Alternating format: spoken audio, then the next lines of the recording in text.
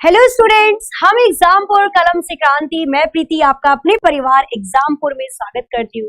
Good afternoon, very very good afternoon. बज चुके हैं दोपहर के 1 और ठीक 1 बजे होती है हमारी कंप्यूटर की क्लास। तो सभी स्टूडेंट्स पहले तो एक बार जल्दी से क्लास में लाइव आ जाइए, ठीक है। एक बार जल्दी से क्लास को शेयर कर दीजिए लाइक करके, ताकि और भी स्टूडेंट्स क्लास में लाइव आ सके, ठीक है।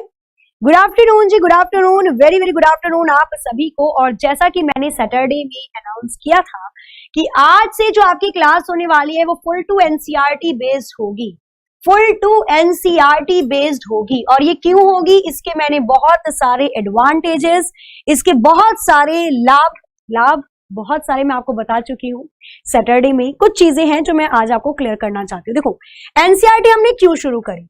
पिछले 1-1.5-2 साल से हम कंप्यूटर पढ़ रहे हैं, ठीक है। बहुत अच्छे से हमने बहुत क्वेश्चन करवा दिए, हमने कई बार थ्योरी पढ़ ली।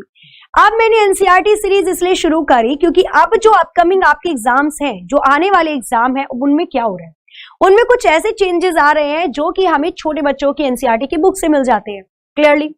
आप एक यूपीएससी का एग्जाम भी देने बैठते हो तो आपको पहले एनसीईआरटी पढ़नी होती है, 6, 7, 8, 9, 10, 11, 12। आफ्टर दैट आप क्या हो जाते हो, प्रिपेयर हो जाते हो उस एग्जाम को क्रैक करने के लिए, क्योंकि आपने वो चीजें पढ़ ली।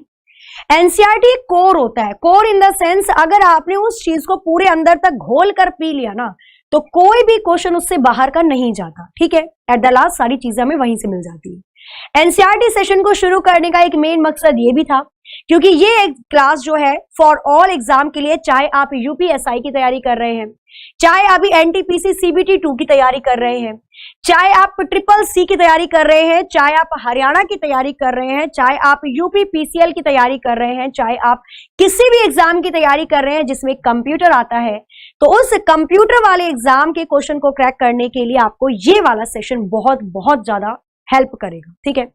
सबसे पहली शर्त क्या है कि आपको अपने पास कॉपी और पेन लेकर जरूर बैठना है। कॉपी और पेन आपके पास होने बहुत ही ज्यादा जरूरी है। अगर आज से पहले आपने नोट्स नहीं बनाया तो बुड़बम सब कुछ भूल जाओ, आज से उस चीज को एक नई दिशा में लेना शुरू करते हैं। क्लास जो इंक्लूडेड करेगी एनसीईआरटी के सारे क्लासेस के फॉर्मेट को देखकर होगी क्लास 6, 7, 8, 9, 10, 11, 12, ठीक है। सारी क्लासेस के आपकी एनसीईआरटी का समावेश इस क्लास में अब आपको आगे आगे मिलता रहेगा। चलिए, तो ज्यादा टाइम यहाँ पे ना गवाते हुए शुरू करते हैं इस क्लास को। क्लास आपकी आज से स्टार्ट होती है क्लास 1 के साथ। शुरुआत करेंगे यहाँ पे हम कंप्यूटर के पूरे बेसिक को लेकर, ठीक है। नॉर्मली अगर मैं कंप्यूटर की बात करती हूँ तो जाहिर सी बात है कंप्यूटर एक इलेक्ट्रॉनिक मशीन होती है। अब कोई यहाँ पर कोई गड़बड़ शड़बड़ वाले कमेंट नहीं करना है आपको, ठीक है। यमलोक आ गए और यमराज आ गए, फालतू की बातें नहीं। कोई चीज अगर नई पढ़ाई जा रही है ना, नए तरीके से, तो उसको एंजॉय करके पढ़ो। डेफिनेटली बहुत सारी चीजें मिलेंगी उसके अंदर, ठीक है। देखो, हम बात कर रहे हैं किसके बारे में, कंप्यूटर के बारे में। अच्छा, कंप्यूटर क्या होता है? नॉर्मल अगर हम कंप्यूटर की बात करते हैं तो कंप्यूटर एक मशीन है जो कि इंसानों की गणनाओं को या इंसानों की कैलकुलेशन को, इंसानों के काम को आसान करने के लिए बनाया गया है। जाहिर सी बात है कंप्यूटर पर बैठ के आपके बहुत सारे काम आसान हो जाते हैं। पहले क्या काम था? पहले हमें पेपर में चीजों को संजोग के रखना पड़ता था। नहीं, नॉर्मल एक एग्जाम्पल लेकर चलो। पहले आपको क्या करना पड़ता था? जब मोबाइल फोन का जमाना नहीं था, जब लैपटॉप कंप्यूटर नहीं होते थे, तो पहले के टाइम में आपको तैयारी करनी होती थी एग्जाम की। हम बुक रखते थे, इतनी बड़ी बड़ी बुक रखते थे, ऑफलाइन जाते थे। जो बच्चा ऑफलाइन नहीं जा पाता था पढ़ाई करने के लिए, वो घर में बहुत सारी बुक को इकट्ठा करके रखता था।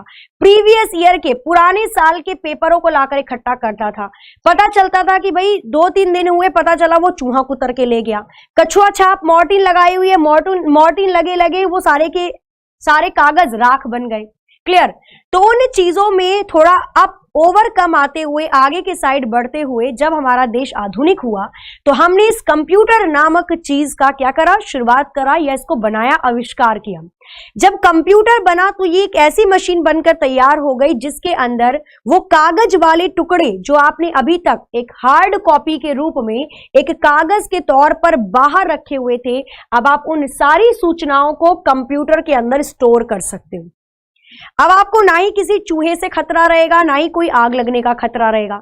अब आप बोलोगे मैम आग तो कंप्यूटर में भी शॉर्ट सर्किट लग सकता है, चूहा कुतर सकता है कंप्यूटर का तार, तो बेशक, लेकिन उसका डेटा का बैकअप होगा ना आपके पास। आप इंटरनेट पे क्लाउड कंप्यूटिंग पर डाल देते हो, हमारी फोटो जब हम अपने फोन का फॉर्मेट मारते हैं तो अपनी डाटा को क्लाउड कंप्यूटिंग गूगल ड्राइव पर डाल देते हैं, गूगल फोटोज पर डाल देते हैं, और जब फोन फॉर्मेट लग जाता है तो वो वापस से आ जाती है।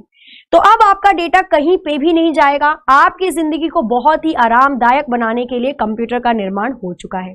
तो डेफिनेटली कंप्यूटर एक मशीन है जो कि आपके काम को आसान करने के लिए बनाई गई है। यहां पर अगर मैं बात करती हूँ कंप्यूटर की, तो बिल्कुल कंप्यूटर आपकी एक इलेक्ट्रॉनिक मशीन है, बिजली से चलने वाली एक मशीन है। कंप्यूटर बिजली से चलने वाली एक मशीन है। बिजली का इस्तेमाल कंप्यूटर के अंदर किया गया। बिना बिजली की आपूर्ति के आप कंप्यूटर को नहीं चला सकते। अब अगर आप कंप्यूटर के अंदर इलेक्ट्रिसिटी दे रहे हो, अगर हम कंप्यूटर के अंदर कोई ऐसे सर्किट को पहुंचा रहे हैं, हमारे पास किसी भी जरिए से विद्युत जा रही है, अगर बिजली जा रही है कंप्यूटर के अंदर, तो वो किस किस तरीके से जा रही होगी? कंप्यूटर के अंदर इलेक्ट्रिसिटी कौन कौन से तरीके से जा रही होगी? तो शुरुआत करते हैं पहली जनरेशन के साथ। कंप्यूटर का जब फर्स्ट जनरेशन आई, कंप्यूटर की जब पहली पीढ़ी आई थी, तो कंप्यूटर की फर्स्ट जनरेशन के अंदर केवल और केवल बिजली की आपूर्ति के लिए वैक्यूम ट्यूब का आविष्कार किया गया। कंप्यूटर की जब पहली जनरेशन आई तो हमने बिजली की सप्लाई करने के लिए, इलेक्ट्रिसिटी सप्लाई करने के लिए वैक्यूम ट्यूब और वॉल्व्स का इस्तेमाल किया। किसका इस्तेमाल किया गया? वैक्यूम ट्यूब एंड वॉल्व्स का इस्तेमाल किया गया पहली जनरेशन, पहली पीढ़ी के अंदर। अब आगे आगे क्या होता है? फर्स्ट जनरेशन आपकी कंप्लीट होती है, ठीक है। लोगों को इसमें दिक्कत आनी शुरू हो जाती है, क्योंकि नॉर्मली हमारे घर में जो बल्ब लगी होती है, अगर वो बहुत टाइम तक जली रहे तो वो गर्म हो जाती है, हीट हो जाती है, हीटिंग होती है, वो बहुत ज्यादा गर्म हो जाती है। तो वही दिक्कत पहली जनरेशन के कंप्यूटर के साथ आई। उसमें लगी हुई बल्ब, ऐसा तो नहीं है एक बल्ब से कंप्यूटर चल रहा है भाई, पहले कंप्यूटर बहुत बड़े बड़े होते थे, एक रूम के जितने बड़े होते थे। तो उस कंप्यूटर को चलाने के लिए बहुत सारी बल्ब चाहिए होती थी, तो भैया वो कमरा ही भट्टी बन जाएगा। तो उस सिचुएशन से बाहर आने के लिए दूसरी जनरेशन में, सेकेंड जनरेशन ऑफ कंप्यूटर के अंदर, दूसरी जनरेशन के अंदर हमने वैक्यूम ट्यूब को रिप्लेस किया और हमने ट्रांजिस्टर का आविष्कार किया। तो दूसरी जनरेशन में हमने जिसका आविष्कार किया, जिस चीज का इस्तेमाल किया बिजली की आपूर्ति के लिए, उसको क्या कहा गया? उसको ट्रांजिस्टर कहा गया। अब ट्रांजिस्टर के अंदर छोटे छोटे सर्किट होते हैं, उन सर्किट की मदद से आप बिजली की आपूर्ति कर सकते थे, एक जगह से दूसरी जगह ट्रांसफर कर सकते थे इलेक्ट्रिसिटी, ठीक है। अब इसमें भी दिक्कत आनी शुरू हो गई। देखो, जब तक कोई चीज नहीं बनती है तब तक कोई प्रॉब्लम ही नहीं होती, लेकिन जब सामान बनने शुरू हो जाते हैं तो हम उसको अपडेट करने की कोशिश करते हैं कि अच्छा चलो इससे भी अच्छा हो सकता है, तो और आगे करते हैं। तो हमें जब पता चला कि मैं ट्यूब से अच्छी ट्रांजिस्टर बना सकती हूं, तो क्या मैं ट्रांजिस्टर से भी अच्छा कुछ बना सकती हूँ? क्योंकि ट्रांजिस्टर को लगाने के लिए मुझे बहुत सारी जगह की जरूरत पड़ती थी। तो अब मैंने जगह की जरूरत मेरे को कम पड़े, बिजली की आपूर्ति बहुत अच्छे से हो सके, जल्दी जल्दी से हमारा कंप्यूटर काम कर सके, जितनी जल्दी से इलेक्ट्रिसिटी जाएगी उतनी जल्दी से कैलकुलेशन होगी। तो इस काम के लिए थर्ड जनरेशन के अंदर जब कंप्यूटर की तीसरी पीढ़ी आई, जब कंप्यूटर की तीसरी पीढ़ी आई तो थर्ड जनरेशन के अंदर आईसी, इंटीग्रेटेड सर्किट का इस्तेमाल किया गया। किसका इस्तेमाल किया गया? इंटीग्रेटेड सर्किट का इस्तेमाल किया गया थर्ड जनरेशन के अंदर। इसको आईसी चिप बोला जाता है। और ये कौन सी धातु की बनी होती है? ये सिलिकॉन धातु की बनी होती है। किसका आविष्कार किसने किया वो अभी हम चर्चा नहीं करेंगे, अभी हम केवल बेसिक पढ़ रहे हैं, उसको हम पढ़ेंगे कल या परसों, ठीक है। इसलिए उस पर फैक्टर पे मत जाना, बेशक क्लास के लास्ट में 5 मिनट में रिवाइज करवा दूंगी, पर अभी जो चीज पढ़ रहे हैं उस पर ध्यान देना है। इंटीग्रेटेड सर्किट चिप तीसरी जनरेशन में बनती है और ये कुछ इस प्रकार की थी। इसके अंदर बहुत सारे ट्रांजिस्टर लगे होते हैं। पहले मुझे एक एक ट्रांजिस्टर लगाने की आवश्यकता पड़ रही थी, ज्यादा जगह थी। अब मैंने एक आईसी इंटीग्रेटेड सर्किट चिप को लगा दिया, तो अब मेरी वो जगह, मतलब जो जगह ज्यादा हो रही थी, अब मैं कम जगह में भी बड़े अच्छे से इलेक्ट्रिसिटी या फिर बिजली की आपूर्ति कर सकती हूँ। क्लियर है? तो यहां पर अगर मैं बात करती हूँ इंटीग्रेटेड सर्किट की, तो तीसरी जनरेशन के अंदर 2 प्रकार की इंटीग्रेटेड सर्किट आई। 2 प्रकार से आईसी चिप का निर्माण किया गया, एक एसएसआई थी और एक एमएसआई थी। एसएसआई की फुल फॉर्म हो जाएगी small scale integrated circuit, SSI की फुल फॉर्म हो जाएगी स्मॉल स्केल इंटीग्रेटेड सर्किट, और एमएसआई की फुल फॉर्म हो जाएगी मीडियम स्केल, एमएसआई की फुल फॉर्म हो जाएगी medium scale integrated circuit. Clear है? तो ये दो प्रकार के सर्किट आपकी तीसरी पीढ़ी कंप्यूटर की जब थर्ड जनरेशन आई तब आई थी। क्लियर? अब आते हैं, अब आईसी चिप से भी दिक्कत होनी शुरू हो गई। ठीक है, अब हमको एक ऐसी चिप चाहिए थी, क्योंकि भाई अब लोगों ने क्या करा, कंप्यूटर बनाना धीरे धीरे कम कर दिया। अब लोग थोड़ा लैपटॉप की तरफ बढ़े। भाई पहले कंप्यूटर का निर्माण होता था, एक घर में इतने बड़े बड़े कंप्यूटर लगे होते थे, लैब के अंदर स्कूलों में कंप्यूटर लगे होते थे, कॉलेज में कंप्यूटर लगे होते थे, लेकिन धीरे धीरे लोगों ने ग्रोथ करनी शुरू करी तो लैपटॉप बनाना शुरू करा। अब लैपटॉप के लिए अलग से थोड़ी ना आईसी चिप अलग से घुमा कर लेकर जाओगे। भाई लैपटॉप में सीपीयू देखा है? लैपटॉप डेस्कटॉप कंप्यूटर के अंदर तो अलग से सीपीयू आता है, ठीक है, एक डिब्बा आता है, उसके अंदर सारी चीजें लगी हुई होती है, आपकी हार्ड डिस्क उसके अंदर लगी होती है, आपकी सारी मदरबोर्ड वगैरह सब कुछ उसी के अंदर लगी होती है। लेकिन जब लैपटॉप आए तो हमको क्या चाहिए था, हमको मदरबोर्ड जो होती है, मदरबोर्ड मम्मी वाली बोर्ड, घर में मम्मी होती है ना, सारे बच्चों को संभाल कर रखती है, ऐसी ही मदरबोर्ड होती है। मदरबोर्ड के अंदर कंप्यूटर के अंदर लगने वाली हर एक चिप को संजोग के रखा जाता है। तो मदरबोर्ड हमारे लैपटॉप जो होता है ना, लैपटॉप पे जहां हम टिपर करते हैं, नहीं, जहां पर हमारे बटन होते हैं, जहां पर हमारा कीबोर्ड होता है, उसके नीचे के साइड मदरबोर्ड होती है। मदरबोर्ड पर एक प्रोसेसर लगा होता है, वही आपका एक सीपीयू की तरह काम करता है। तो यहां पर जब हमने छोटे आकार में कंप्यूटर को बनाना शुरू कर दिया तो फोर्थ जनरेशन के अंदर हमने इसी बिजली आपूर्ति के लिए, इलेक्ट्रिसिटी सप्लाई के लिए किसका निर्माण करना शुरू किया, तो यहां पर हमने माइक्रो प्रोसेसर चिप को बनाना शुरू किया। तो यहां पर कौन सी चिप आती है, यहां पर माइक्रो प्रोसेसर चिप का आविष्कार होता है। माइक्रो प्रोसेसर चिप जिसको कौन सी कंपनी लेकर आती है, इंटेल कंपनी 4004 के नाम से लॉन्च करती है। तो माइक्रो प्रोसेसर चिप का आविष्कार हुआ कब, इसका आविष्कार होता है चौथी जनरेशन के अंदर। माइक्रो प्रोसेसर चिप कुछ इस प्रकार से दिखती है और यहां पर भी इसमें बहुत सारे ट्रांजिस्टर लगे होते हैं और चारों कोनों में लगे होते हैं। अब आपको कुछ दिख रहा होगा, ऐसा ऐसा कुछ चीज आपने देखी होगी, ये आपकी माइक्रो प्रोसेसर चिप होती है। तो थर्ड जनरेशन के अंदर स्मॉल स्केल इंटीग्रेटेड और मीडियम स्केल इंटीग्रेटेड आया, वहीं फोर्थ जनरेशन के अंदर VLSI का निर्माण हुआ। यहां पर जिस सर्किट का इस्तेमाल किया गया वो कौन सा था, वो था very large scale integrated circuit. वो कौन सा था, वेरी लार्ज स्केल, उसको बोला गया very large scale integrated circuit. ठीक है, तो यहां पर फिर VLSI आ जाता है। ठीक है, अब क्या होता है, भाई हमने लैपटॉप भी बना लिया, फिर भी हम तो मानव है, हम तो ना रुके, हम तो इससे और आगे जाएंगे। अब हमने लैपटॉप भी बना लिया, अब किसी बंदे के दिमाग में ये चीज आती है कि भाई कंप्यूटर हम बना रहे हैं, कंप्यूटर एक इंसान की तरह ही काम कर रहा है। पहले हमसे कोई कहता था कि भाई इसको जोड़ देना, जरा 2 और 2 का हिसाब कर दो, जरा कितना हुआ, मंथ में कितना, पूरे महीने का हिसाब करके बता दो कितना हुआ। ठीक है, और अब हम क्या करते हैं, अब हम कंप्यूटर से कर देते हैं, कंप्यूटर से सारा काम हो जाता है। माइक्रोसॉफ्ट एक्सेल पे जाओ, सारी फाइल का फॉर्मूला लगाओ, आपका सारा जुड़कर आ जाएगा हिसाब किताब। तो ये चीज अब कंप्यूटर ने करना शुरू कर दिया। अब एक व्यक्ति होते हैं जॉन मैकार्थे नाम के, उनके दिमाग में ये चीज आती है कि जब हम सारा काम कंप्यूटर से करवा रहे हैं तो क्यों ना हम अपनी जैसी तकनीक, इंसानों की तरह चलना, इंसानों की तरह बोलना, इंसानों की तरह हंसना, इंसानों की तरह रोना, इंसानों की तरह दिखना, ये सारी चीजों को प्रोग्रामिंग के तौर पर बनाकर एक कंप्यूटर के अंदर डाल दें। तो जब ये चीज चली कि एक रोबोट का निर्माण करना चाहिए, जब एक रोबोट के बारे में बातें चलनी शुरू हुई, तब वो काम 5वीं पीढ़ी के अंदर हुआ, कंप्यूटर की 5th जनरेशन के अंदर हुआ। अब रोबोट्स के अंदर भाई माइक्रो प्रोसेसर चिप तो लगने से रहा है ना, चिप तो होता है, पर इस चिप के साथ एक और चीज को जोड़ा गया, और जो चीज माइक्रो प्रोसेसर चिप के साथ जोड़ी गई वो कौन सी थी, तो वो अब यहां पर देखते हैं।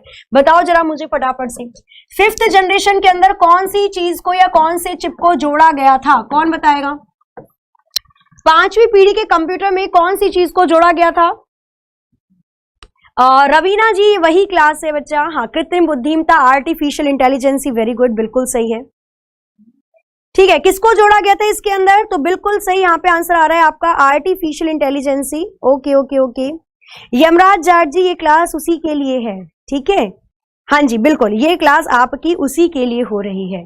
ठीक है, हरियाणा की क्लास बिल्कुल भी आप लोगों की वो नहीं हुई है, बंद नहीं हुई है, हरियाणा की क्लास आपकी चलेंगी, वैसी चलेंगी जैसे चलती आ रही है। ये क्लास भी वही है, बस थोड़ा सा इसको मॉडिफायर कर दिया गया है। क्लियर है, बिल्कुल। 5th जनरेशन के अंदर क्या होता है, तो 5th जनरेशन के अंदर ULSI का निर्माण किया जाता है। ULSI की फुल फॉर्म होती है ultra large scale integrated ultra large scale integrated circuit, ULSI। इसी के साथ इसमें एक और चीज जुड़ती है, वो कौन सी है, उसको बोलते हैं हम AI, आर्टिफिशियल इंटेलिजेंस का इस्तेमाल भी, आर्टिफिशियल इंटेलिजेंस जिसको क्या बोला जाता है, आर्टिफिशियल इंटेलिजेंस जिसको कृत्रिम बुद्धिमत्ता के नाम से जाना जाता है, जिस पर आधारित सोफिया बनाई गई। कृत्रिम बुद्धिमत्ता आधारित रोबोट को बनाने की तकनीक 5वीं पीढ़ी के अंदर आती है। रोबोट को बनाने की तकनीक 5वीं पीढ़ी के अंदर आती है, और इसका निर्माण करने वाले, या आप बोल सकते हो father of artificial intelligence, artificial intelligence के जनक के तौर पर किसको जाना जाता है, तो जॉन मैकार्थी। इन्होंने ही आर्टिफिशियल इंटेलिजेंसी का फॉर्मूला अपनाया था। ठीक है, तो ये 5वीं पीढ़ी के अंदर आती है। तो ये कुछ चीजें थी जो कि मेन इंपॉर्टेंट पॉइंट होता है अगर हम बेसिक की बात करते हैं तो। ठीक है, क्लियर है, समझ में आई ये सारी चीजें आप लोगों को? ओके, चलो बहुत अच्छी बात है। हाँ, good afternoon, very very good afternoon. तो ये सारी चीजें नोट कर रहे हो आप, चलो बहुत अच्छी बात है। आगे चलते हैं। तो यहां तक ये चीजें क्लियर है कि भाई पहली पीढ़ी में क्या आया, दूसरी पीढ़ी में क्या आया, तीसरी में, चौथी में, 5वीं में क्या आया। अब हम बात कर लेते हैं कि कंप्यूटर हमारी बातें समझता कैसे है। अभी तक तो हमने बात करी कंप्यूटर के अंदर बिजली का या इलेक्ट्रिसिटी की सप्लाई कैसे होती है। अब हम बात करते हैं कि कंप्यूटर हमारी भाषाएं समझता कैसे है। कंप्यूटर हमारी भाषा या हमारी बातें कैसे समझता है। तो देखो, दो चीजों के बीच में कम्युनिकेशन अगर चाहिए तो एक भाषा को होना बहुत जरूरी है। मैं जो बोल रही हूँ वो आपको सुनाई दे रहा है या समझ में आ रहा है, क्यों? क्योंकि मैं जो भाषा बोल रही हूँ वो आप समझ सकते हो। आप जो कमेंट कर रहे हो मैं उसको समझ सकती हूँ, क्यों? क्योंकि आप जो लिख रहे हो वो मुझे भाषा आती है। भाई अगर मैं यहाँ पर चिंग चा चिंग पोकली बोलूं तो क्या आपको समझ में आएगा? नहीं आएगा। अगर आप ऐसे कमेंट करो तो ना मुझे समझ में आएगा। ठीक है, तो वही वाली चीज हो जाएगी। यहाँ पर अगर हम बात करेंगे, क्लास आज तो नहीं है रवीना जी, देखो मेरी क्लास तो चल रही है ना, ये वही वाली क्लास है जो हरियाणा की 1 बजे चल रही थी। ठीक है, बस इसको एक नए तौर पर शुरू किया गया। कल से आपकी टोटली उसी टाइम पर चलेगी जिस टाइम पर चलती थी। तो कंप्यूटर की भी भाषाएं होती हैं, कंप्यूटर की भी लैंग्वेजेस होती हैं। कंप्यूटर से भी हम वार्तालाप कर सकते हैं क्योंकि कंप्यूटर की भाषाएं होती हैं। अब वो कौन कौन सी भाषाएं होंगी, क्या क्या चीजें इसके अंदर आएंगी, अब उस पर बात करेंगे हम। कंप्यूटर की बातें या कंप्यूटर का हमारे साथ कनेक्शन कंप्यूटर की भाषा की मदद से होता है। और कंप्यूटर को अगर मैं बांटूं, कंप्यूटर की लैंग्वेजेस को अगर मैं बांटती हूं, तो कंप्यूटर के अंदर 2 प्रकार की भाषा होती है। कंप्यूटर के अंदर 2 प्रकार की भाषा होती है। एक होती है आपकी लो लेवल लैंग्वेज, एक होती है आपकी लो लेवल लैंग्वेज। कंप्यूटर के अंदर एक होती है हमारी लो लेवल लैंग्वेज जिसको निम्न स्तरीय भाषा बोला जाता है, जिसको निम्न स्तरीय भाषा बोला जाता है। और दूसरी होती है इसमें high level language. Second one is, दूसरी क्या होती है? दूसरी होती है इसमें हाई लेवल लैंग्वेज। क्लियर है? हाई लेवल लैंग्वेज जिसको उच्च स्तरीय भाषा बोला जाता है। हाई लेवल लैंग्वेज जिसको उच्च स्तरीय भाषा बोला जाता है। तो कंप्यूटर में कुछ इस प्रकार से भाषाओं को बांटा जाता है। ठीक है, अब कुछ चीजें यहां पर समझते हैं और जो थोड़ा डीप है उसको थोड़ा आगे देखेंगे। निम्न स्तरीय भाषा कौन सी होंगी? वो भाषाएं जो कंप्यूटर बड़ी आसानी से समझ लेता है। तो लो लेवल लैंग्वेज में कंप्यूटर के पास 2 भाषाएं होती हैं। एक होती है मशीनी भाषा, कंप्यूटर इसको बड़ी आसानी से समझ लेता है 0-1। दूसरी होती है इसमें असेंबली भाषा। असेंबली भाषा बेसिकली एक कोड होते हैं, बड़े शब्दों के लिए छोटे छोटे शब्दों का चयन करके बनाए गए कोड। एडिशन के लिए ऐड, सब्सट्रैक्शन के लिए सब, मल्टीप्लिकेशन के लिए मल। तो ये सारी चीजें आती है असेंबली भाषा में। हाई लेवल उच्च स्तरीय भाषा में वो सारी भाषाएं आती हैं जिनका इस्तेमाल कर कर आप एप्लीकेशन या सॉफ्टवेयर बना सकते हैं। तो कौन कौन सी भाषाएं आ जाएंगी? फॉर्टेन फॉर्मूला ट्रांसलेशन भाषा है, कोबोल है कॉमन ओरिएंटेड बिजनेस लैंग्वेज, जावा है, सी है, C++ है, C# है। बहुत सारी भाषाएं हैं जो उच्च स्तरीय भाषा या हाई लेवल लैंग्वेज में आ जाएंगी।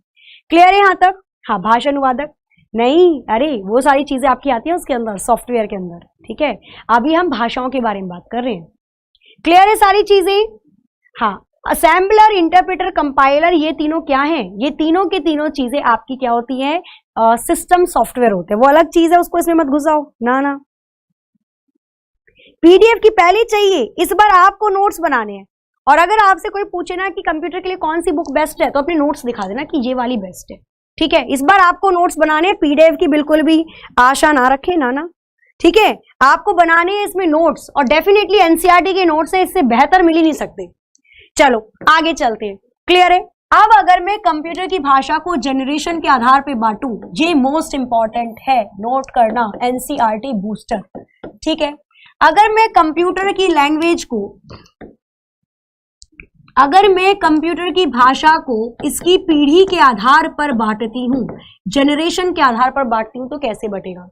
नंबर 1 यहां पर लिखना है फर्स्ट जनरेशन ऑफ कंप्यूटर।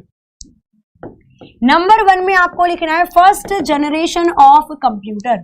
पहली पीढ़ी के अंदर कंप्यूटर के लिए कौन कौन सी भाषा का आविष्कार किया गया। अभी तक आपने केवल पीढ़ियों के बारे में सुना है, इसमें क्या क्या चीजें आई, क्या क्या चीजें नहीं आई, लेकिन अब हम भाषा के बारे में बात करेंगे। केवल पहली पीढ़ी के अंदर कंप्यूटर की कौन सी भाषा का आविष्कार किया गया, तो पहली पीढ़ी के अंदर जो कि 1942 से 1955 तक चली थी, इसके अंदर आपकी मशीनी भाषा का आविष्कार किया गया। कंप्यूटर बड़ी आसानी से मशीनी भाषा को समझ सकता है, उस पर काम कर सकता है। अच्छा, क्यों कर सकता है, आपने कभी सोचा। हम बात करते हैं कंप्यूटर केवल मशीनी भाषा ही समझता है, ठीक है, ओके, बिल्कुल ठीक है। अभी ढूंढ लेना मोनिका शर्मा जी को, वेयर आर यू फ्रॉम, अभी पूछ लेना, भाई रुक जाओ थोड़ी देर, हाँ ठीक है, अभी पहले पढ़ लो, हाँ बाद में वार्तालाप कर लेना, मैं 5 मिनट दे दूंगी, आप पूछ लेना एक दूसरे से, ठीक है, जो भी आपको पूछना है। चलो हम बात करें, हाँ क्लास नहीं हुई है, मैं उसके बारे में बता रही हूँ आप लोगों को। आज थोड़ा सा जो शेड्यूल है वो थोड़ा सा भी बन रहा है ना, बन रहा है, थोड़ा टाइम लगेगा। कल से आपका शेड्यूल एज यूजुअल होगा। हरियाणा की जो भी क्लास चलती थी वो पूरी उसी प्रकार से चलेगी, बिल्कुल भी आपको परेशान होने की जरूरत नहीं है, ठीक है। मशीनी भाषा का आविष्कार हुआ। मशीनी भाषा कौन सी होती है, 0 और 1 होती है। 0 और 1 को बाइनरी, 0 और 1 को बाइनरी डिजिट के नाम से भी जाना जाता है। किसके नाम से, बाइनरी डिजिट के नाम से भी 0 1 को जाना जाता है, बिल्कुल ठीक है, ठीक है।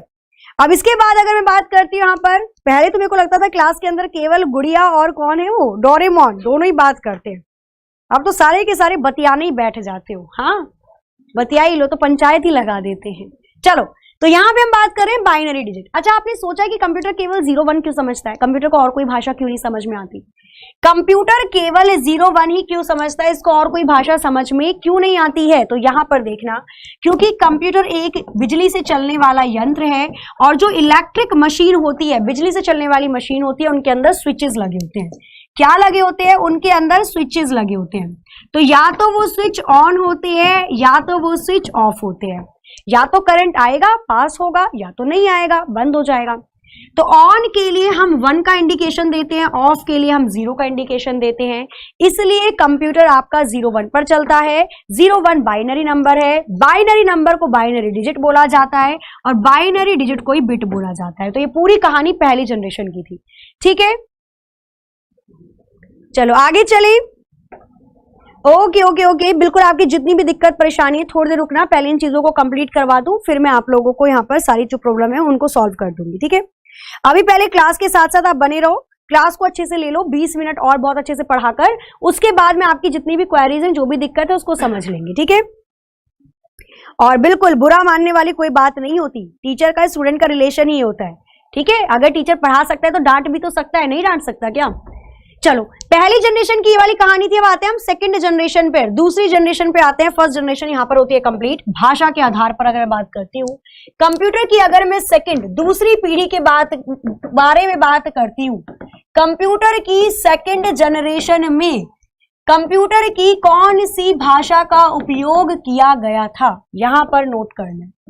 अब देखो, अगर मैं बात करती हूँ कंप्यूटर की सेकंड जनरेशन के बारे में, है ना, भाषा बंद तो 1950 में जा चुकी थी। मतलब अगर मैं सेकंड जनरेशन की बात करती हूँ, हालांकि सेकंड जनरेशन 1955 से लेकर 1964 तक का था, ठीक है, लेकिन अगर मैं भाषा की बात करती हूँ तो इसमें 1950 में बनी, 1950 में बनी इंग्लिश पर आधारित, 1950 में बनी इंग्लिश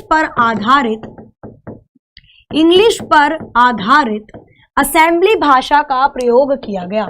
इंग्लिश पर आधारित असेंबली भाषा का असेंबली लैंग्वेज, ठीक है, इंग्लिश पर आधारित असेंबली लैंग्वेज या असेंबली भाषा का प्रयोग किया गया। ठीक है, तो असेंबली भाषा कब आती है? ये आपकी आती है 1950 के अंदर इसका इन्वेंशन हो गया था और इस भाषा का इस्तेमाल किया गया सेकंड जनरेशन के अंदर, दूसरी पीढ़ी के अंदर। ठीक है, क्लियर है? चलो, तो यहां पर लिखना जो आपकी असेंबली भाषा है उसको, असेंबली भाषा को ऐसे छोटा नोट्स बनाकर लिखना। असेंबली लैंग्वेज या असेंबली भाषा को सिंबॉलिक भाषा भी बोला जाता है, चिन्हात्मक। क्या बोला जाता है इसको सिंबॉलिक भाषा भी बोला जाता है।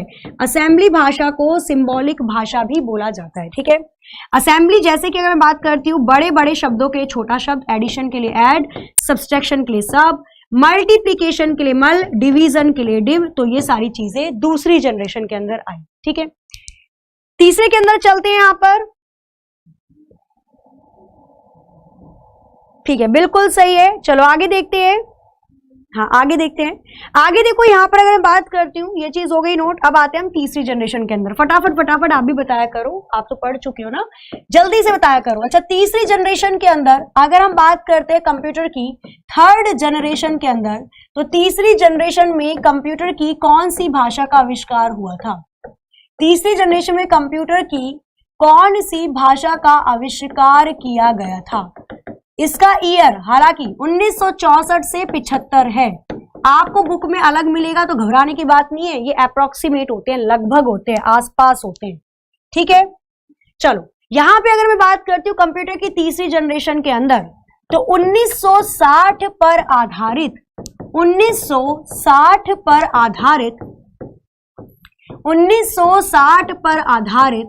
कंप्यूटर की उच्च स्तरीय भाषा का आविष्कार, कंप्यूटर की उच्च स्तरीय का मतलब है यहां पर हाई लेवल लैंग्वेज का आविष्कार, हाई लेवल लैंग्वेज का उच्च स्तरीय भाषा का आविष्कार किया गया। अब उच्च स्तरीय भाषा का आविष्कार होता है कब? तीसरी जनरेशन, तीसरी पीढ़ी के अंदर। सबसे पहली भाषा कौन सी बनती है? फोर्टेन। फोर्टेन की फुल फॉर्म क्या हो जाती है? फोर्टेन की फुल फॉर्म हो जाती है फॉर्मूला ट्रांसलेशन। फोर्टेन की फुल फॉर्म हो जाती है फॉर्मूला ट्रांसलेशन। इसका आविष्कार जॉन बैकस नाम के व्यक्ति के द्वारा किया गया था। मैथ्स के फॉर्मूले लगते हैं बकवास, तो बैकस याद रखना, याद करने की ट्रिक है। ठीक है, बिल्कुल, जॉन बैकस के द्वारा इसका आविष्कार किया गया था। फोर्टेन की अगर मैं बात करती हूँ फुल फॉर्म होती है फॉर्मूला ट्रांसलेशन। क्लियर है? चलो दूसरी बात करती हूँ दूसरी भाषा की, तो दूसरी आती है इसके अंदर कोबोल। कोबोल की फुल फॉर्म होती है कॉमन बिजनेस, कोबोल की फुल फॉर्म होती है common business oriented language, common business oriented programming language. COBOL भाषा का आविष्कार बिजनेस, व्यापार के लिए किया गया और इसका आविष्कार किसने किया था? तो ग्रेस हूपर मूरे। क्या नाम है इनका? ग्रेस हूपर मूरे। मुरमुरे खाते थे ये। ग्रेस हूपर मूरे नाम के व्यक्ति ने कोबोल भाषा का आविष्कार किया। याद रख लेना, ऐसे मुरमुरे खाते हुए उन्होंने सोचा कि अरे वाह, मुरमुरे की तो हम लाई बना सकते हैं। लाई जानते हो अब क्या होता है? मुरमुरे के लड्डू नहीं बनते, वो जो गुड़ होता है, गुड़ को पाक देते हैं, गुड़ का वो बनाते हैं ना, गुड़ को पिघला देते हैं और उसमें मुरमुरे डाल देते हैं। मुरमुरे को जानते होगे आप क्या होता है? चावल होता है ना, उसको फुला के वो मुरमुरे बनते हैं। तो मुरमुरे खा के उन्होंने सोचा कि चलो हम व्यापार करते हैं, अब इसको लड्डू बनाते हैं, इसके व्यापार करते हैं इस चीज का। तो याद रखना, व्यापार के कोबोल भाषा का आविष्कार ग्रेस हूपर मूरे के द्वारा किया गया। अच्छा, अगर सन की बात करते हैं, फोर्टेन भाषा को 1957 में बनाया गया था और कोबोल भाषा को 1959 में बनाया गया था। अब आपका एक क्वेश्चन होगा एक क्वेश्चन आपका होगा जो कि बिल्कुल लाजमी है कि मैम जो ये तीसरी पीढ़ी है वो तो 1964 से लेकर 1975 तक है और जो कोबोल और फोर्टेन है ये तो इससे पहले आविष्कार हो चुकी है। बिल्कुल हो चुकी है, मैं मना नहीं करती, लेकिन इन भाषा का कंप्यूटर के अंदर इस्तेमाल तीसरी जनरेशन के अंदर हुआ। ये भाषा बन तो पहले चुकी थी, लेकिन इन दोनों भाषा का आविष्कार कंप्यूटर के अंदर प्रोग्राम बनाने के लिए तीसरी पीढ़ी वाले कंप्यूटर के अंदर हुआ था। क्लियर है? क्लियर है सारा? थर्ड जनरेशन के लिए इसका इस्तेमाल हुआ। कौन कौन सी भाषाएं इसके अंदर आ जाती हैं तो नोट कर लेना। फोर्टेन हो गई, कोबोल हो गई, और भी भाषाएं हैं इससे अलग, उनको लिख लेना फटाफट से। ठीक है, बेसिक पास्कल PL1 यहां पर लिख लेना, बेसिक पास्कल PL1। तो ये कुछ एटसेट्रा, ये कुछ भाषाएं हैं जिसका आविष्कार तीसरी पीढ़ी के अंदर हुआ था। क्लियर है? आगे चलें। ठीक है, चलो आगे चलते हैं। यहां पर नेक्स्ट और भी चीजों को देखेंगे। थर्ड जनरेशन हो गई है, तो अब चलते हैं हम फोर्थ जनरेशन के अंदर, कंप्यूटर की चौथी पीढ़ी के अंदर चलते हैं। तो यहां पर नोट करना है आपको फोर्थ जनरेशन ऑफ कंप्यूटर। यहां पर नोट करना है आपको fourth generation of computer, computer की चौथी पीढ़ी, है ना, कंप्यूटर की चौथी पीढ़ी। अब कंप्यूटर की चौथी पीढ़ी में कौन सी भाषाओं का आविष्कार हुआ, कौन कौन सी चीजें आई, उसको देखेंगे। उससे पहले इसके ईयर देख लेते हैं। इसके ईयर की मैं बात करती हूं तो 1974 ना, 1974 तक, 75 तक था। 1975 से 1989 तक कंप्यूटर की फोर्थ जनरेशन चली। इसको नोट करना, 1975 से 1989 तक कंप्यूटर की फोर्थ जनरेशन चली। अच्छा, इसमें कौन सी भाषा आती है? इसके अंदर आती है आपकी क्वेरी भाषा, क्वेरी लैंग्वेज। इसके अंदर आती है आपकी क्वेरी लैंग्वेज। कौन सी आती है? क्वेरी लैंग्वेज आती है, क्वेरी लैंग्वेज। इसको क्वेरी ही बोलते हैं ना, क्वेरी का मतलब होता है क्वेश्चंस पूछने वाली। इसके लिए एक दूसरा भी नाम है, इसको डोमेन आधारित भाषा भी बोला जाता है, इसको डोमेन बेस्ड लैंग्वेज भी बोला जाता है, या हम लिख सकते हैं इसमें डोमेन आधारित भाषा। इसको डोमेन आधारित भाषा भी बोला जाता है। किसकी बात कर रहे हैं हम बात कर रहे हैं फोर्थ जनरेशन में इसका आविष्कार हुआ। क्लियर है? हाँ, यहां पर नोट करना है आपको, बिल्कुल यहां पर नोट करना है। इसके अंदर नॉन प्रोसीजरल, इसके अंदर फोर्थ जनरेशन के अंदर नॉन प्रोसीजरल भाषा का आविष्कार होता है। नॉन प्रोसीजरल का मतलब होता है कोडिंग की शुरुआत आपकी फोर्थ जनरेशन के अंदर होती है। हम कोडिंग करते हैं कि हमको किस चीज का मतलब जरूरत है, व्हाट इज रिक्वायरमेंट, किस चीज की जरूरत है, जिस चीज की जरूरत है उसके आधार पर हम भाषा का निर्माण करेंगे। सपोज आपको कोई एप्लीकेशन बनानी है एंड्रॉइड के मोबाइल फोन पर, तो आप जावा भाषा का आविष्कार करोगे, मतलब जावा भाषा के ऊपर बनाओगे प्रोग्राम। अगर आपको डिस्क ड्राइवर बनाने हैं कंप्यूटर के अंदर, जैसे स्टाइलस है, अब मैं इस स्टाइलस से यहां पर लिख रही हूं, तो मैं यहां पर जो भी बना रही हूं, नहीं डोरेमोन बना दूं, यहां पर मैं कुछ भी तितली, बत्तख, कुछ भी यहां पर मैं बना दूं, है ना, कुछ इस प्रकार से। ड्राइंग इतनी अच्छी नहीं है मेरी, पर कुछ तो बन ही गया। अगर मैं यहां पर जो भी बना रही हूं तो ये क्यों बन रहा है? क्योंकि इसका डिस्क ड्राइवर इस सिस्टम के अंदर है। अगर नहीं होता तो ये पेन नहीं चलता। क्लियर है? तो यहां पर क्या होता है, अगर मैं डिस्क ड्राइवर बनाना चाह रही हूं तो मैं पाइथन भाषा का आविष्कार करूंगी, पाइथन भाषा पे कोडिंग लिखूंगी। तो जैसे ही चीज को मैं बनाना चाहती हूं, जो मुझे आउटपुट चाहिए, उसी के आधार पर मैं भाषा का चुनाव कर सकती हूं। ये छूट मुझे मिली फोर्थ जनरेशन वाले कंप्यूटर के अंदर। क्लियर है? क्लियर है? बस यहां पर लिख लेना इसके अंदर कौन कौन सी चीजें आ जाती हैं।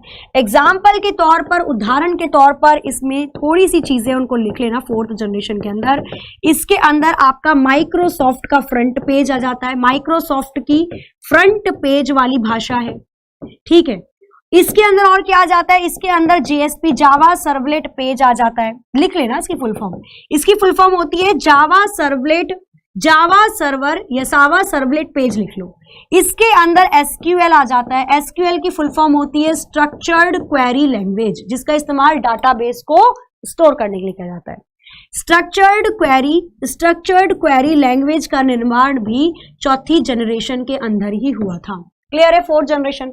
आगे चले, क्लियर हुई? चलो, बहुत अच्छी बात है।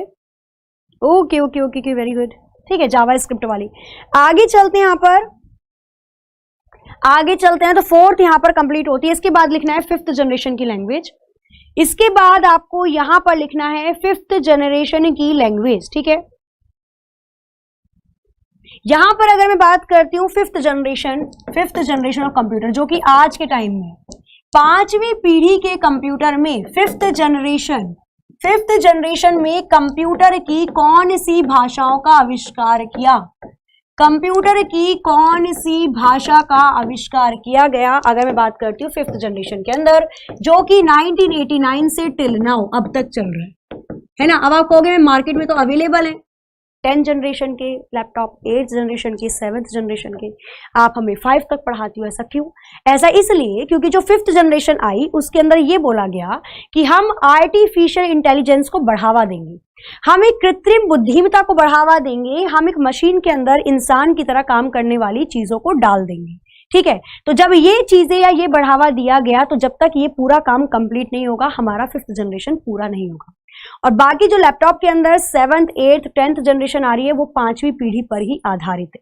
ठीक है, चलो 5th जनरेशन की अगर मैं बात करती हूँ तो इसके अंदर इस्तेमाल की गई भाषाओं को स्मार्टर का नाम दिया गया है। इसके अंदर इस्तेमाल की गई भाषाओं को स्मार्टर का नाम दिया गया है। इसको बोला जाता है computerised collection of knowledge of many human expert. आप ये कह सकते हो मानव एक्सपर्ट के द्वारा, मानव एक्सपर्ट के द्वारा डिजाइन की गई भाषाओं का, डिजाइन की गई भाषाओं का इस्तेमाल 5th जनरेशन के अंदर किया गया। भाषाओं का इस्तेमाल किसके अंदर किया गया? तो भाषाओं का इस्तेमाल 5th जनरेशन के कंप्यूटर के अंदर किया गया, जिनमें हमने सबसे ऊपर आर्टिफिशियल इंटेलिजेंस को रखा, जिसमें हमने सबसे ऊपर आर्टिफिशियल इंटेलिजेंस को रखा, जिसको हिंदी में कृत्रिम बुद्धिमत्ता के नाम से भी जाना जाता है। ठीक है, मैं पहले बता चुकी हूँ इसके फादर जॉन मैकार्थी हैं। क्लियर है सारी चीजें? तो अब रोबोट के अंदर भाषा डालने की बात की गई तो उसका आविष्कार किसके अंदर हुआ? उसका आविष्कार आपकी 5वीं पीढ़ी के कंप्यूटर के अंदर होना शुरू हो गया था। क्लियर है?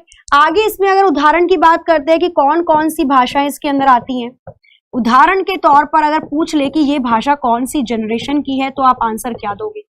उदाहरण के तौर पर इस पर लिखना प्रोलॉग OPS 5, यहां पर लिखना OPS 5, प्रोलॉग, लिस्प और मरकरी।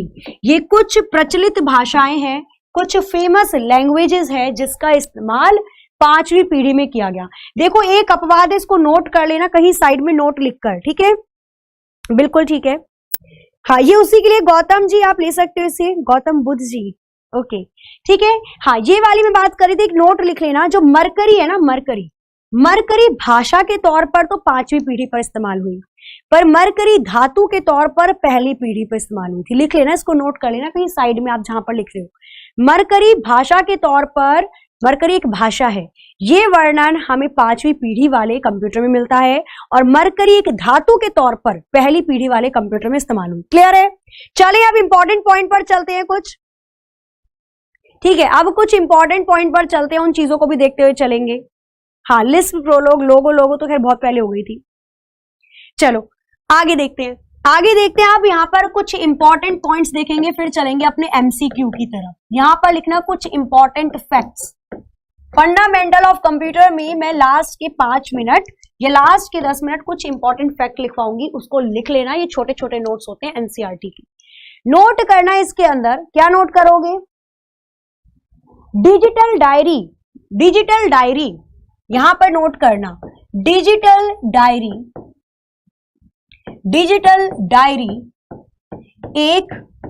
डायरी एक माइक्रो कंप्यूटर का प्रकार है। डिजिटल डायरी एक माइक्रो कंप्यूटर का प्रकार है। ये कुछ पॉइंट है, इसको नोट करना। ठीक है, माइक्रो कंप्यूटर का प्रकार है। सेकंड वन, माइक्रो मैक्रो ये कंप्यूटर पता है ना आपको, या एक बार समझ ही लेते हैं ना, कोई बात नहीं, एक बार समझ लेते हैं, कितना ही टाइम जाएगा। देखो, अगर मैं कंप्यूटर को उनके आकार के आधार पर बांटती हूं, अगर मैं कंप्यूटर को उनके साइज के आधार पर बांटती हूं, उनके आकार के आधार पर बांटती हूं, तो कंप्यूटर बेसिकली 4 आकार, मतलब 4 तरीके से बट पाएंगे। सबसे बड़े आकार वाले कंप्यूटर को बोला जाता है सुपर कंप्यूटर। सबसे बड़े आकार वाले कंप्यूटर होते हैं सुपर कंप्यूटर, जिनका इस्तेमाल वैज्ञानिक, साइंटिस्ट वगैरह इन सब के लिए किया जाता है वैज्ञानिक तौर पर। सुपर कंप्यूटर से थोड़े छोटे कौन से होते हैं? ये होते हैं main frame computer. Super computer से थोड़े छोटे कौन से कंप्यूटर होते हैं? Main frame computer. इनका इस्तेमाल एज अ सर्वर किया जाता है, सेवाओं को देना। इंटरनेट से हमें जो भी सेवाएं मिल रही हैं वो हमें मेन फ्रेम कंप्यूटर से मिलती है। भाई बैंक है, आप घर में ऑनलाइन बैंकिंग कर रहे हो, पैसों को इधर से उधर लेन देन कर रहे हो ना। एप्लीकेशन फॉर्म हम फिल कर देते हैं तो गवर्नमेंट की वेबसाइट खोलते हैं, आधार कार्ड में करेक्शन कर लेते हैं, ठीक है, फोटो को चेंज करवाते हैं पर फिर भी वही आती है नहीं। चलो, तो ये जो सर्वर वाला काम होता है ये हमारा मेन फ्रेम कंप्यूटर का काम होता है, ठीक है।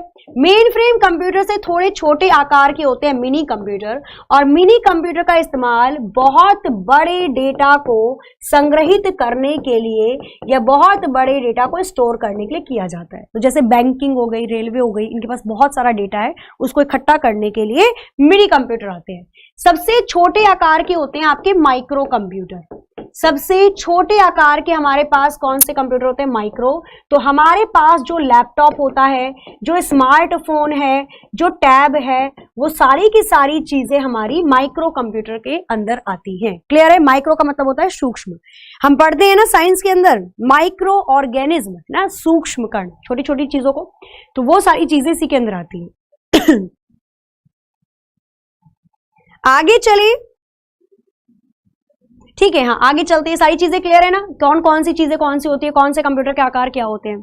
सिमिलरली अगर मैं ऐसे ही आपको बोलूं कि कंप्यूटर को अगर मैं उसके काम के आधार पर बांटूं, उसके वर्क के आधार पर बांटूं, तो कंप्यूटर मेरे बेसिकली 3 आकार में बटेंगे, 3 प्रकार से बटेंगे, है ना, काम के आधार पर। एक कहलाएगा मेरा एनालॉग कंप्यूटर, एक कहलाएगा मेरा एनालॉग कंप्यूटर, ठीक है, एनालॉग कंप्यूटर। दूसरा कहलाएगा मेरा डिजिटल कंप्यूटर। दूसरा कौन सा कंप्यूटर कहलाएगा? तो दूसरा कहलाएगा मेरा डिजिटल कंप्यूटर, डिजिटल कंप्यूटर। तीसरा कहलाएगा मेरा हाइब्रिड कंप्यूटर, तीसरा कहलाएगा मेरा हाइब्रिड कंप्यूटर, हाइब्रिड कंप्यूटर, ठीक है। कुछ इंपॉर्टेंट पॉइंट है, देख लो, फिर फैक्ट पर चलते हैं। भाई कोई चीज अगर पढ़ रहे हो ना तो उसके हर एक शब्द के बारे में पता होना चाहिए, तभी वो घुसेगी चीज दिमाग में, है ना।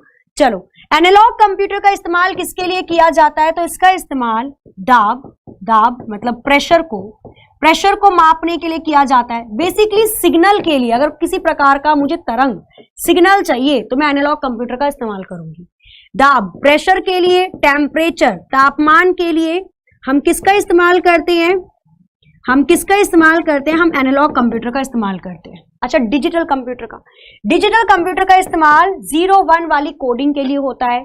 मतलब आंकड़ों को कैलकुलेट करने के लिए हम डिजिटल कंप्यूटर का इस्तेमाल करते हैं। तो आज जो हमारे घरों में कंप्यूटर है घरेलू इस्तेमाल के लिए, या आज जो हम ऑफिस में कंप्यूटर का इस्तेमाल करते हैं वो डिजिटल कंप्यूटर है। भाई 0-1 पे तो चलते हैं। ये थोड़ी ना बताता है कि आप काम कर रहे हो कि ये बताएगा कि भाई रेखा खींच देगा। ये जो बंदा काम कर रहा है उसका टेंशन बढ़ता ही जा रहा है, सिग्नल थोड़ी ना दिखाता है ना। चलो, हाइब्रिड की बात करती है तो हाइब्रिड कंप्यूटर सम्मेलन दोनों का कॉम्बिनेशन होता है। इसमें एनालॉग कंप्यूटर का भी इस्तेमाल होता है और डिजिटल, दोनों कंप्यूटर की विशेषताओं को इसमें जोड़कर किसका आविष्कार होता है? दोनों कंप्यूटर की विशेषताएं जोड़कर हाइब्रिड बनता है। इसके अंदर कंप्यूटर ईसीजी मशीन होती है ना, दिल वाली जो धड़कन दिखाती है, वो इसी के अंदर आती है। पेट्रोल पंप पे जो इस्तेमाल होते हैं कंप्यूटर, वो भी आपके हाइब्रिड कंप्यूटर ही होते हैं। अब आते हैं इंपॉर्टेंट फैक्ट पर, ठीक है। ओके, क्लियर है? समझ में आ रहा है? चलो, बहुत अच्छी बात है, ठीक है। अब देखो यहां पर हम बात करते हैं कंप्यूटर, ये चीजें समझ में आ गई। अब हम बात करते हैं इंपॉर्टेंट फैक्ट में, जो चीजें समझ रहे थे अब आप समझ गए होंगे कि माइक्रो कंप्यूटर क्या होता है। तो डिजिटल डायरी आपका एक माइक्रो कंप्यूटर का प्रकार होता है। नोट करना है फैक्टा के बारे में। एक फैक्टा नाम का कंप्यूटर था फैक्टा नाम का कंप्यूटर था। इसका आविष्कार इंपॉर्टेंट है 1976 में हुआ। फैक्टा नाम का कंप्यूटर कैसा कंप्यूटर था ये? तो ये एक हाइब्रिड कंप्यूटर था। ये एक हाइब्रिड कंप्यूटर था। इसका इस्तेमाल दोनों के लिए होता था, दोनों इन द सेंस इसमें सिग्नल भी दिखाई देते थे और इसमें आंकड़े भी होते थे। तो फैक्टा एक हाइब्रिड कंप्यूटर था जिसका आविष्कार 1976 में हुआ। इंपॉर्टेंट चीजें हैं। नेक्स्ट लिखना, फादर ऑफ कंप्यूटर कौन से कंप्यूटर को बोला जाता है? अब तक आपने ये पढ़ा है कि फादर ऑफ कंप्यूटर एक व्यक्ति को बोला जाता था।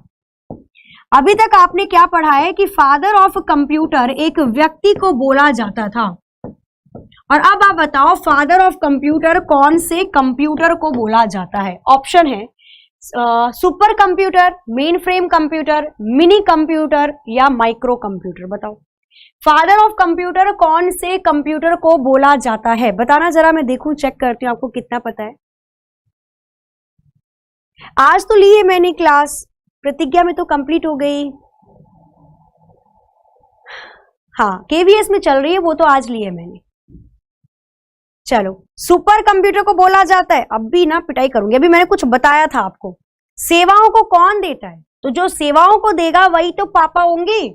अच्छा, घर में सेवाओं को कौन देता है? सेवा इन द सेंस आपको अगर कुछ भी चाहिए तो हम पापा के पास जाते हैं? नहीं। अगर एक चीज रियलिटी है, पता है क्या होता है, आप अगर पापा से कोई चीज मांगते हो, सपोज अभी वो नहीं दे सकते है ना, मना कर देते हैं, तो हमको क्या लगता है? हमको लगता है ना कि पापा ने मना कर दिया, अब वो चीज नहीं देंगे, है ना। हम उनसे रूठ के बैठ जाते हैं, पर पता है उनके दिमाग में चल रहा होता है वो कि अच्छा मेरे बच्चे ने ये मांगा था, मुझे अब पैसे जोड़ने पड़ेंगे इसको लेने के लिए। और जब तक आपको वो चीज लाकर नहीं देते ना, तब तक उनके दिमाग में वो चीज चल रही होती है, पर वो हमको पता नहीं चलती है।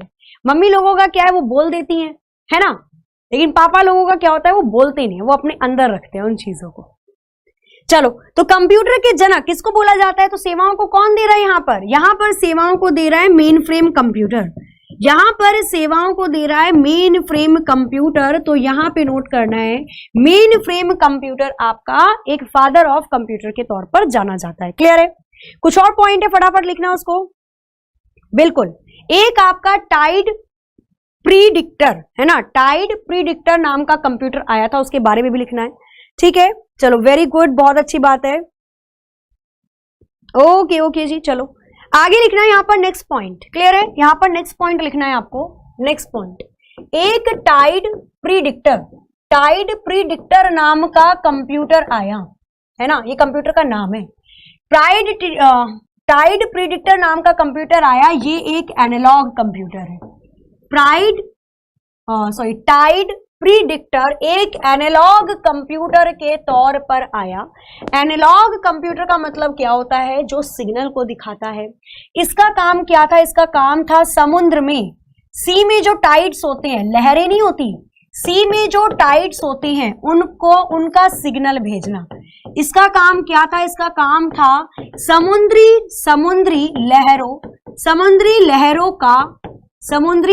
का सिग्नल भेजना। और इससे क्या पता चलता है? समुद्री लहरों पे बहुत चीजें डिपेंड होती है, हवा की गति उसी पर डिपेंड होती है, समुद्री लहरों पे तो बहुत सारी चीजें डिपेंड होती है। ठीक है भाई, ऐसा ना हो कि कहीं कुछ चक्रवाती आ जाए, ठीक है, ऐसा ना हो कि मतलब बहुत सारी चीजें, समुद्र में अगर बहुत ज्यादा उथल पुथल हो रहा है तो हो सकता है भूकंप भी आ जाए। भूकंप भी आपने पढ़ा होगा, 2-3 तरीके का होता है ना, प्लेन्स पे आता है, और एक जो कि पूरे के पूरी जगह आता है, और एक जो सिर्फ समुद्र में आता है। तो बहुत सारी चीजें होती है, डिपेंड्स ऑन सी। तो इसके लिए ये वाला कंप्यूटर आपका बनाया गया था। क्लियर है? नोट करना है यहाँ पर, ये चीजें लिख ली, चलो बहुत अच्छी बात है। यहां पर लिखना सेट ऑफ इंस्ट्रक्शंस। ये 3 चीजें जो मैं आपको हमेशा लिखवाती हूँ, वही चीज यहां पर भी लिखनी है। सबसे पहले ऊपर लिखना आप इंस्ट्रक्शंस जिसको हिंदी में लिखा जाता है अनुदेश। इंस्ट्रक्शंस जिसको हिंदी में अनुदेश लिखा जाता है। इंस्ट्रक्शंस के बाद लिखना है आपको प्रोग्राम। इंस्ट्रक्शंस के बाद आपको क्या लिखना है? आपको लिखना है प्रोग्राम। ठीक है, यहां पर नोट करना है आपको प्रोग्राम, और प्रोग्राम के बाद आपको लिखना है क्या? प्रोग्राम के बाद लिखना है आपको सॉफ्टवेयर। प्रोग्राम के बाद आपको लिखना है यहां पे क्या? सॉफ्टवेयर। ठीक है, तो यहां पर ये चीज नोट करना, अनुदेशों के समूह को प्रोग्राम कहा जाता है। अनुदेशों के समूह को प्रोग्राम कहा जाता है। प्रोग्राम के समूह को सॉफ्टवेयर कहा जाता है। तो ये कुछ चीजें जो आपको यहां पर याद करनी है। क्लियर है? समझ में आया? समझ में आया? बिल्कुल उषा जी, ठीक है, चलो क्लियर है सारी चीजें। उमेश जी बिल्कुल। Regulations mean protocol, rules and regulations, बिल्कुल प्रोटोकॉल का मतलब यही होता है। क्लास कितने दिन चलेगी मैम? बताओ कितने दिन में कंप्लीट करवानी है कंप्यूटर? उतने दिन ही कर लेंगे, हाँ, चलो क्लियर है। ओके ओके ओके, चलो बहुत अच्छी बात है। नेक्स्ट, यहां पर और भी चीजों को देखकर चलते हैं। तो ये तो याद हो गया भाई, टाइड जो प्रिडिक्टर होता है, ये सी टाइडल, जो सी में समुद्री लहरें होती है उसको सिग्नल के लिए इस्तेमाल होता है। बाकी इंस्ट्रक्शंस प्रोग्राम और सॉफ्टवेयर के बारे में भी समझ चुके हैं। तो बेसिकली आज हमने अपनी क्लास में ये मान के चलो आपने एक चैप्टर एक क्लास का पूरा कर लिया, और डेफिनेटली इसमें से बहुत सारी नई चीजें आपको मिली होंगी। तो जब भी आप कुछ नया पढ़ते हो ना, तो उसमें बहुत सारी चीजें आपको मिलती हैं। चलो, तो यहां पर देखना है क्वेश्चन नंबर 1। अच्छा, कुछ क्वेश्चन नए भी आएंगे, चलो कोई बात नहीं, मैं साथ ही बता दूंगी। क्वेश्चन नंबर 1 है, पढ़ना है, बताना है क्वेश्चन नंबर 1 का आंसर क्या हो जाएगा। कम से कम 5 क्वेश्चन तो कर ही ले, है ना। चलो बहुत अच्छी बात है, जिसका पेपर ट्रिपल सी का है, ट्रिपल सी की मैंने क्लासेस ली है, ट्रिपल सी की मैंने क्लासेस ली है, एक बार आप उनको देख लेना, डाल देना triple C by Preeti ma'am, triple C classes by Preeti ma'am Exampur channel, तो अपने आप निकल के आ जाएंगी सारे। फर्स्ट का बी आंसर आ रहा है। अच्छा, फैक्टा बताया तो फैक्टा कर दोगे, कॉलोसस, ठीक है। इलेक्ट्रॉनिक डिजिटल कंप्यूटर, पहला विश्व का इलेक्ट्रॉनिक भी है और डिजिटल भी है, वो कॉलोसस था। इसकी कहानी मैं कल बताती हूँ, ठीक है। रीजनिंग की प्लेलिस्ट नहीं है जीडी के लिए, बिल्कुल शुभम जी, रीजनिंग की प्लेलिस्ट बनी हुई है जीडी की, आप जाकर देख सकते हो एग्जामपुर पर, क्लियर है। चलो आगे चलते हैं, कॉलोसस था भाई, कॉलोसस कॉलोसस। आगे चलते हैं, next question number 2। Computer is also known as grandfather of computer, इनमें से कौन सा कंप्यूटर कंप्यूटर का ग्रैंड फादर जाना जाता है, ग्रैंड फादर के रूप में जाना जाता है। क्वेश्चन नंबर 2 का आंसर क्या हो जाएगा। अच्छा, ग्रैंड फादर तो रह गया था, दादाजी तो रह गए थे, दादाजी का देख लेना, इन चीज को देख लेना भाई। अगर आपसे ग्रैंड फादर बोलता है, ग्रैंड फादर दादाजी, तो दादाजी है सुपर कंप्यूटर, दादाजी हैं सुपर कंप्यूटर। और अगर आपसे केवल फादर बोलता है पापा जी, तो पापा जी हैं मेन फ्रेम कंप्यूटर, है ना। तो मैंने आपको पापा जी तो बता दिए थे, दादाजी रह गए थे। तो ग्रैंड फादर हो जाएंगे सुपर कंप्यूटर और फादर हो जाएंगे मेन फ्रेम कंप्यूटर, क्लियर है। बिल्कुल, क्या हो जाएगा, सुपर कंप्यूटर इसका बिल्कुल सही आंसर हो जाएगा, सुपर इसका बिल्कुल ठीक आंसर है। आगे चलते हैं नेक्स्ट क्वेश्चन नंबर 3 पर।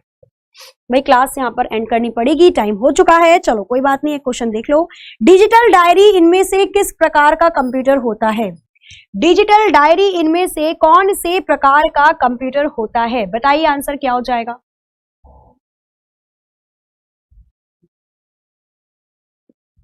बिल्कुल आंसर बताना है जल्दी से, यहां पर क्या होगा।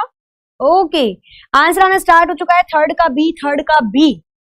डिजिटल डायरी कौन सा कंप्यूटर है, माइक्रो, अभी बताया था छोटे कंप्यूटर होते हैं, है ना। माइक्रो इसका बिल्कुल सही आंसर है, डायरी के रूप में छोटे कंप्यूटर जिसको फटाफट उठाया और निकल लिए। क्वेश्चन नंबर 4 देखेंगे यहां पर, टाइड प्रिडिक्टर कौन से टाइप का कंप्यूटर है, टाइड प्रिडिक्टर कौन से टाइप का कंप्यूटर है। टाइड प्रिडिक्टर कौन से टाइप का कंप्यूटर है, बताना है आपको यहाँ पर जल्दी से, माइक्रो माइक्रो आना स्टार्ट हो चुका है। अरे वाह, चलो तो यहां पर अगर आपसे टाइड प्रिडिक्टर बोले, टाइड मतलब वेव्स, और वेव्स जो होंगी समुद्र की लहरें, वो सिग्नल के रूप में होंगी, और सिग्नल के रूप में डाटा को कौन दिखाता है, एनालॉग कंप्यूटर दिखाता है। एनालॉग इसका बिल्कुल सही आंसर हो जाएगा, analog is the correct answer for question number 4। Question number चलते हैं हम 5 पर। फैक्टा इनमें से कौन से प्रकार का कंप्यूटर है, और क्वेश्चन नंबर 5 आपका ये होमवर्क हो जाएगा। क्वेश्चन नंबर 5 आपका होमवर्क हो जाएगा, और होमवर्क केवल ये नहीं है किसका आंसर कर दोगे ABCD और काम बन गया, ना ना। होमवर्क में क्या है, होमवर्क में ये है आपका, आपको एक्सप्लेनेशन देनी है, एक्सप्लेन करना है इस क्वेश्चन को, किसका इस्तेमाल कब हुआ, कैसे कैसे हुआ, कब बनाया गया, वो सारी चीजें, ठीक है। चलो तो अपनी क्लास को आज हम यहीं पर सबमिट करते हैं, पूरा सिमटा देते हैं इस क्लास को यहाँ पर। और एक और चीज मैं आप लोगों से बोलना चाहती हूँ कि जो क्लास होती है ना आपकी, ये क्लास आपकी डेली 1 बजे होगी। आज पहला दिन था इसका 01 NCERT आपकी कंप्यूटर हो रही है, तो अगर कंप्यूटर के साथ आप आगे भी कुछ करना चाहते हो तो भी ये क्लास बहुत बेनिफिशियल है। चलो तो आज की क्लास को यहाँ पर करते हैं एंड। क्लास अच्छी लगी हो तो एक बार लाइक कर देना, शेयर कर देना, चैनल को जरूर सब्सक्राइब कर लेना। और यूपीएसआई में अगर आप या आपके छोटे भाई बहन या बड़े भाई बहन तैयारी कर रहे हैं तो यूपीएसआई का सूरवीर बैच एग्जामपुर की तरफ से लॉन्च हो चुका है, तो उस क्लास को भी आप जरूर से ज्वाइन कीजिए और लीजिए। चलिए क्लास को करते हैं यहाँ पे एंड, मिलते हैं कल अपनी टाइम पर ठीक 1 बजे। तब तक के लिए हंसते रहिए, मुस्कुराते रहिए, खुश रहिए, अपना अपने घर वालों का ध्यान रखिए। जय हिंद, जय भारत।